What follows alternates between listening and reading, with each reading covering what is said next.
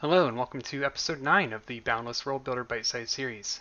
In this episode, we're finally going to start to play with some noise in the form of heightmaps. To do so, I have loaded a tier 1 biome called crop circles.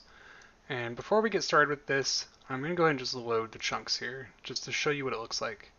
And per the river removal episode, the river is here. So the first thing I'm going to do is pause this video and use the skills discussed in that episode to remove the river. And we're back. The river has been successfully removed, and now all we see are crop circles. Going back into the crop circle biome here, you can see that there is a lot of noise. A lot of this kind of section here is just for the substrate, so there's a lot to kind of go through. If I minimize it, it's all gone. But substrate is not why we're here. We are looking at the height map.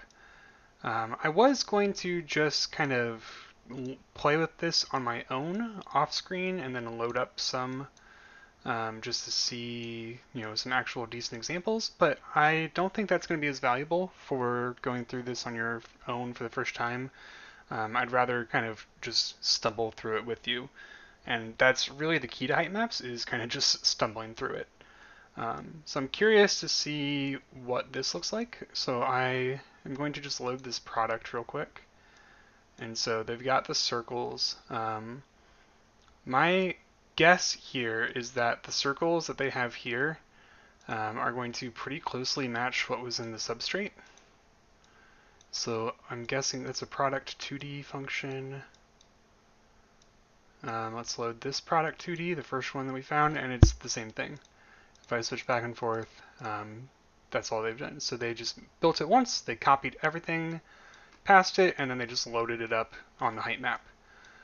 So this might get a little interesting for us, but basically I'm just going to go ahead and minimize everything here until we get to some noise stuff, and we'll just kind of start playing with it.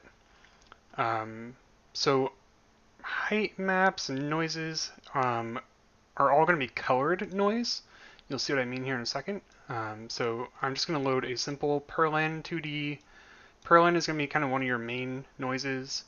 I'll either talk about some of the others in this episode, or I'm planning on actually writing a forum post with different noises and pictures and examples and whatnot, sort of like what Thorbjorn did back in 2016, kind of expanding on that concept. So first, let's just look at this Perlin 2D.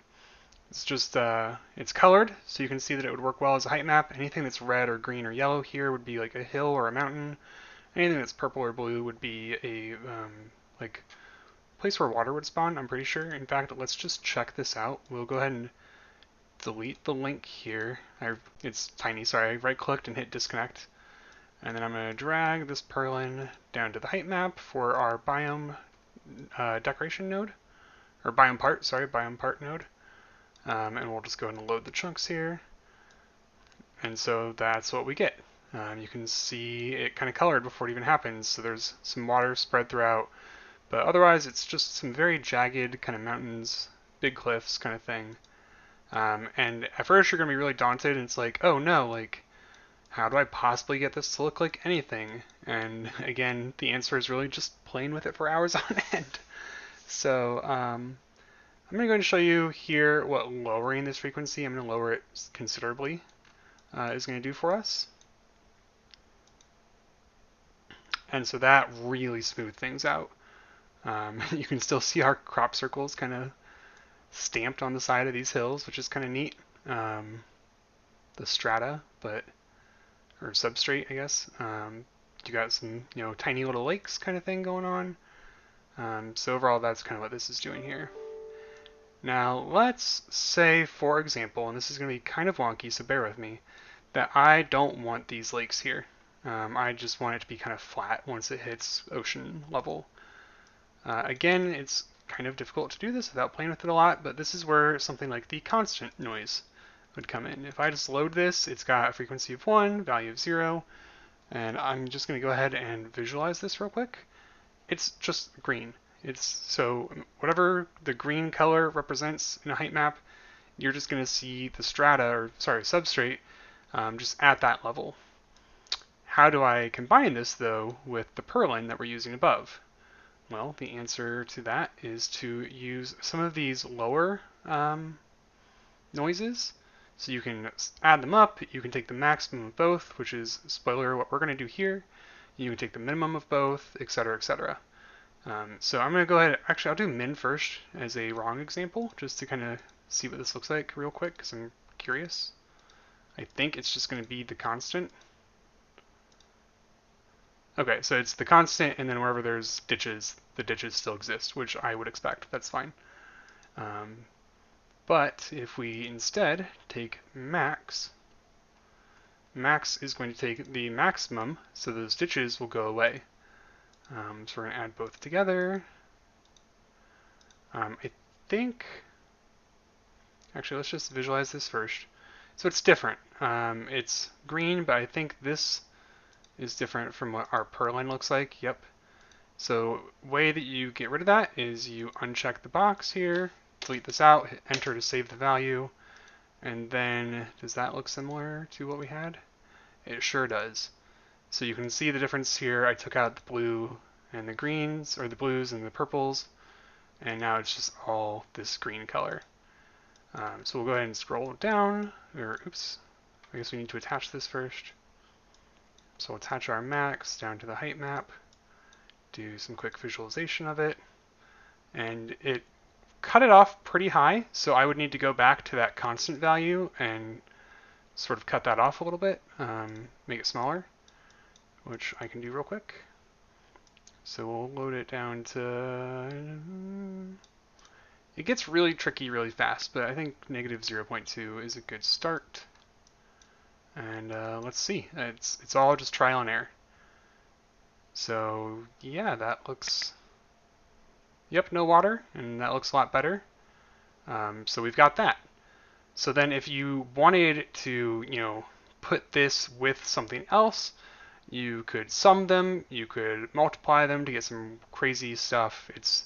I haven't gotten really that far with building out super complex things, but at the very least, this is how you can add a 4 so that you're not getting these random, lakes and water and whatnot.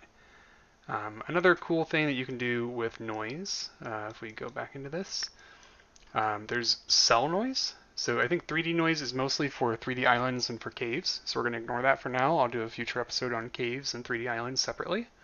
But we'll look at 2D cell noise. So first I'm going to go ahead and add the Voronoi, and forgive me if I'm pronouncing that wrong. And then in order to use this, you need to get the cell sample mix, or I think the cell distances, yeah, works. And they both have these 2D cell noise nodes that they attach to.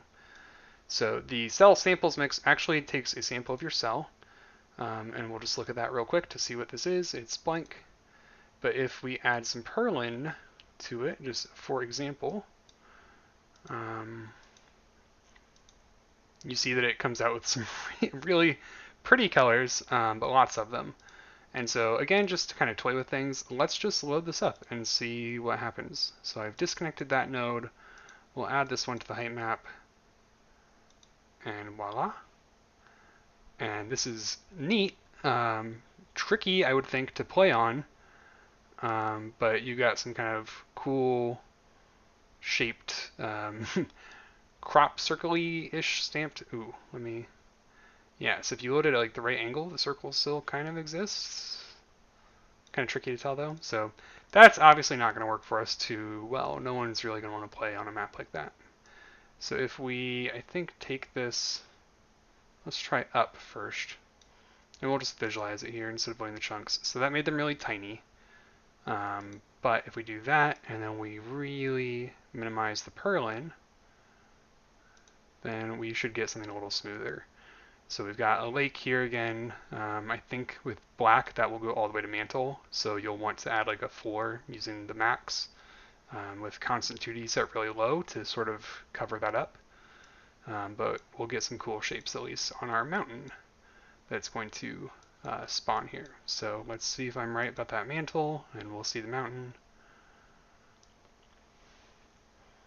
And I was right. That black is mantle. Oops, sorry. And it's got some interesting shapes here. So we could further modify this, try and smooth it out using some of the other noises again. You can add them. But before we get to that, what I really want to show you next in this video, which is going kind of long already, so I apologize for that. I'm just going to cover one of the other kind of basic noise tricks that the devs like to use a lot, especially with substrates. So this is one that's not going to be as useful for heightmap, and in fact we're not even going to try and load it as a heightmap. But what we're going to do, we'll just start with some purlin, I think. In fact, we're actually just going to copy this. I right click, copy, I'll delete this one, and I'll paste it. So we're going to start with this, just a reminder that this is what this looks like.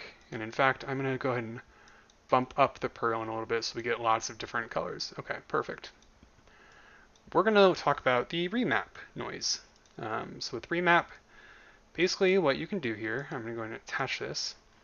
If you take this minimum all the way down and the maximum all the way up, and you hit this clamp with a check mark and boost that all the way up, what this is going to do is it's going to start to turn these more black and white.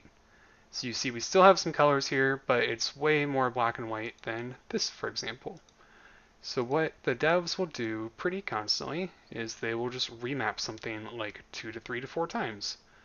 And so that's what we're going to do here until we get something that's pretty much completely black and white. And black and white is used in that substrate. It's kind of what we looked at before with the substrate video. So this is even more black and white. And so we'll do it one more time, I think, because there were still some colors there. So we've got our remap again. We'll just connect it again. Min, max, clamp, 10. And we're getting there. I mean, I guess I'll do this one more time, but maybe I'll just, well, I can't quite copy it because it'll copy everything. So I will remap this again, and actually in the future for me, I'll probably save this and just call it something like black and white noise. That way I can just click it and just connect it instantly. And it will already have all of this set. I can just add a bunch at once. But there we go. So this is completely black and white now. And so let's say that, for example, that I wanted all of this white. I think this is how this works. The white to be sand and the black to be maybe different types of soil. I think, I haven't tried this out, so forgive me if I'm wrong, but I think that if you were to use the white version of this and add it to a sand substrate, that only sand would spawn there. And then if we invert this, which is what we're about to do, and add it to 3 different types of substrate for the 3 different types of soils, that those would be the only spaces they occupy. I will try to do that perhaps here in a second. Pause the video and see if that works. But first, I'm going to show you how to invert something. So again, it's with remap. You're going to remap again. And this time, instead of the min going all the way down, you're going to put the min to its maximum setting and the max to its minimum setting. We'll clamp again and do this. And notice, we'll go to this real quick just so you can see it. And then we're going to go back, load this one up. They're not the same. It's hard to tell that something has actually been inverted. And again, that has to do with the seed. So we're going to undo the seed here, delete, and then enter. If you just delete and then like click away, it comes back, so delete, enter. And so now we'll redo this one, and boom, they are perfect inverts of each other. So that's how you can do that. I'm going to go ahead and pause now, and I'll try to do what I just said. So I'll have one of these noises that I'm going to copy be for just sand, and the other one be for the 3 different types of soil, and hopefully the sand stays where the sand should stay, and the soil occupies the rest, kind of split evenly. So I'll see you back here momentarily. Okay, welcome back. So to test this out, I have loaded the golf course biome. I deleted the river out of it, because it, of course, had a river. I completely separated the height map. The height map was up here, and I just loaded in a constant just so that it would be completely flat. I took out the joined substrate here for the riverbed so that only the substrate that I specified will load. And then I've added some noise that I copied and saved. So I've got sand and then soils. You'll notice that the soils, actually, I decided to go with the rocks instead because the real soils come with grass and those had some extra settings that I didn't quite want to set for this simple little test. So I've got the soils set separately for rock, igneous, metamorphic, and sedimentary rocks, and then sand is just sand. And so here's what happened. We've got, oops, oh please don't redo yourself. Okay, this is fine. It redid itself, but it's totally fine. I am specifically looking up in this top corner at this little like face. It's got kind of two eyeballs and it's just a blob. And then it's got this black surrounding it. So try to like memorize that. I've colored the sand black within the palette in this little setting within the biome itself. It's got this migrated palette. So I changed the 3 rocks to be different kind of hot colors so that they would all kind of stand out, but also look similar enough that you could kind of accept them all at once as what they are. And then sand I made black just to stand out on its own. So you can see this little blob here. If I go over to the actual noise for sand that I saved, that blob is pretty much right there, and it's got the 2 eyes in the middle. So we'll just move out again, and you can see that they're pretty much the exact same thing. And these rocks themselves are colored differently. I see the pink and the red, or maybe it's the purple and the red. It looks like one of the colors is missing, possibly. So let's actually just, you know what, we'll just go test it in this video because it's already going along. So we'll go check it out. Oh, if I could hit the right visualization, we would go check it out. I'm going to pause here while the client loads because this can take some time. Alright, so we are in the client now, and it looks like indeed only 2 of the different types of rocks have spawned. So I will go ahead and send a post to Luca to see if he has any ideas on what's happening here, or if it's possible to put 3 different types of blocks into a single type of noise. But otherwise, I'll consider this a semi-success because our sand did work just as it was supposed to, and it looks pretty cool. So with this, you can generate your height map noises, use that remap function, which again am probably going to just save and call it the black and white function, and you can just use that to get things that you can use for Substrate. So I will post the answer from Luca on the forums within my little guide post here. And we'll go from there. Thanks for watching, everyone.